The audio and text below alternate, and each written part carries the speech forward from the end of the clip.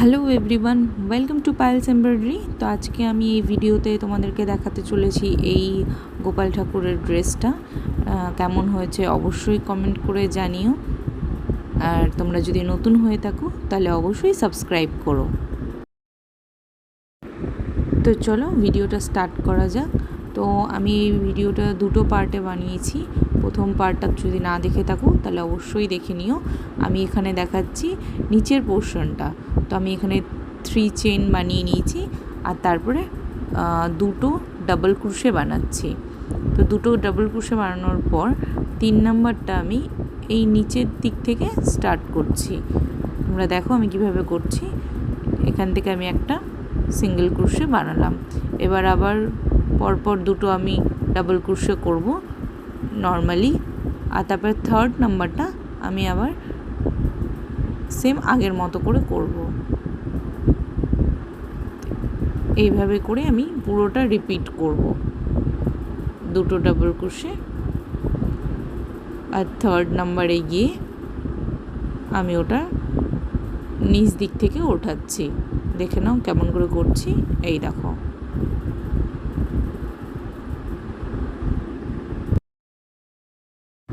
তো এইভাবে করে আমি পুরো একটা রাউন্ড কমপ্লিট করে নিয়েছি।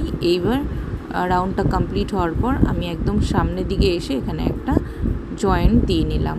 এইভাবে করে স্প্লিট স্টিচ দিয়ে জয়েন্ট দিয়ে আমি তারপরে 3টে চেন বানাচ্ছি। তারপরে আমি আবার সেম ওয়েতে করব। এখানে আবার দুটো ডাবল ক্রোশে করব।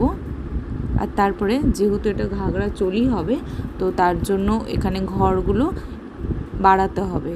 তো আমি একটা ঘরে দুটো করে ডাবল ক্রোশে বানাচ্ছি, মানে একটা করে ঘর বাড়াচ্ছি। আর তারপরে যা প্রসেস ছিল সেমভাবেই করব।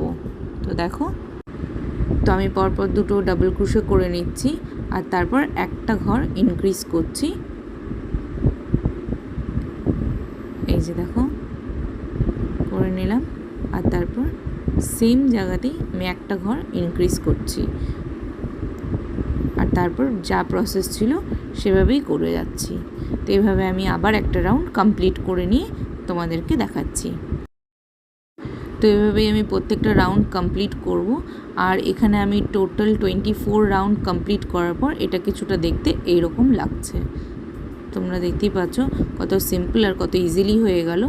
এবার আমি এখানে আবার 8টা চেইন স্টিচ দিয়ে নিলাম আর তারপরে 5টা ঘর স্কিপ করার পর এখানে আমি আবার একটা ডাবল ক্রোশে করে নিচ্ছি। ডাবল ক্রোশে করার পর আমি এখানে 5টা চেইন স্টিচ দেব আর নিচে 5টা ঘর স্কিপ করে আবার ডাবল ক্রোশে করব। তো এই দেখো 5টা চেইন স্টিচ দিয়ে নিচ্ছি, তারপরে এখান থেকে 5টা ঘর স্কিপ করছি করে এখানে একটা ডাবল ক্রোশে করছি। তো আমি এই সেম ওয়েতে পুরো একটা রাউন্ড কমপ্লিট করব।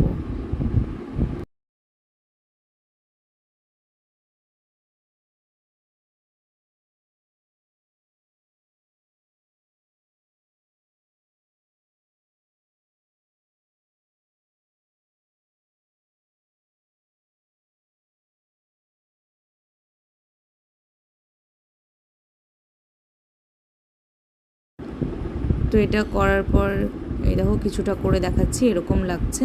তো এইভাবে আমি যখন পুরোটা কমপ্লিট করে নেব, তো এই দেখো কমপ্লিট করার পর এটা এরকম দেখতে লাগবে। তারপরে এখানে এসে আমি 3টে চেন স্কিপ করে এখানে 4 নাম্বার চেনে এটাকে জয়েন করে নিচ্ছি। তারপর আবার আমি 3টে চেন নিচ্ছি। এটা দেখো এইরকম কিছুটা দেখতে লাগছে। পরের ডিজাইনটা আমি যাচ্ছি। তারপরে আমি এখানে 5টা ডাবল ক্রোশে করছি। এই দেখো যে 5টা চেইন স্টিচ বানিয়েছিলাম সেটার মধ্যেই এটা করতে হবে। এইভাবে করে 5টা ডাবল ক্রোশে করে নেব।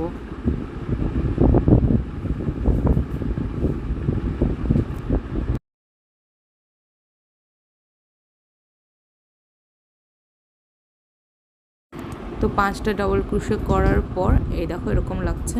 তারপরে আমি এখানে 4টে চেইন স্টিচ বানাবো। 4টে চেইন বানানোর পর একদম যে গোড়াটা থেকে স্টার্ট করেছিলাম সেখানে আমি এটাকে লক করে নিচ্ছি। এই দেখো এখানে একটা নট মতো তৈরি হয়ে যাবে। আর তারপরে বাকি পোর্শনে আমি আবার 5টা ডাবল ক্রোশে করব। তো এইভাবেই পুরোটা রিপিট হবে। তো 5টা ডাবল ক্রোশে করার পর একদম যে প্রথমে ডাবল ক্রোশেটা করেছিলাম সেখানে এসে আবার এটাকে লক করতে হবে। তো এই দেখো আমি 5টা ডাবল ক্রোশে কমপ্লিট করে নিয়েছি। আর এখন এই গোড়াটাতে এসে আমি এখানে এটাকে লক করে দেব। তারপরে আবার সেম ওয়েতে আমি এখানে 5টা ডাবল ক্রোশে করব।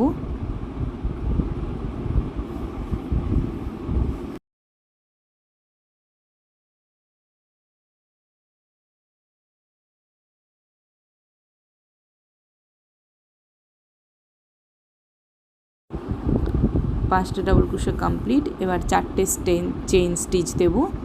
আর তারপরে আবার সেটা গোড়াতে আমি লক করে দেব। এটাতে একটা নট তৈরি হয়ে যাবে আর এই ডিজাইনটা দেখতেও অনেক ভালো লাগবে। আর সেম ওয়েতে আমি পুরো রাউন্ডটা কভার করব।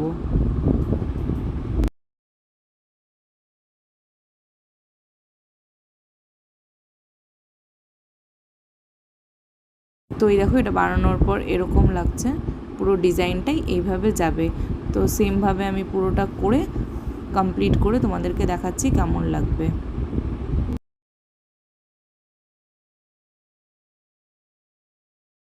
তো আমি এখানে পুরো ডিজাইনটা করে কমপ্লিট করেছি। আর এখন লাস্ট পোর্শনটা আমি কিভাবে জয়েন দিচ্ছি সেটা দেখাচ্ছি। 5টা ডাবল ক্রোশে করার পর এই যে এখানে এটা কমপ্লিট। আর একদম গোড়াতে আমি এখানে একটা লক করে নিচ্ছি। আর তারপরে বাকি পোর্শনটা কাট করে এখানে ভালো করে এটাকে জয়েন দিয়ে নিতে হবে। তাহলেই পুরো ডিজাইনটা কমপ্লিট। এবার তোমাদের সঙ্গে শেয়ার করি এটার ফাইনাল লুক। এটা কেমন হয়েছে অবশ্যই কমেন্ট করে জানিও। আর ভালো লাগলে অবশ্যই সাবস্ক্রাইব করো।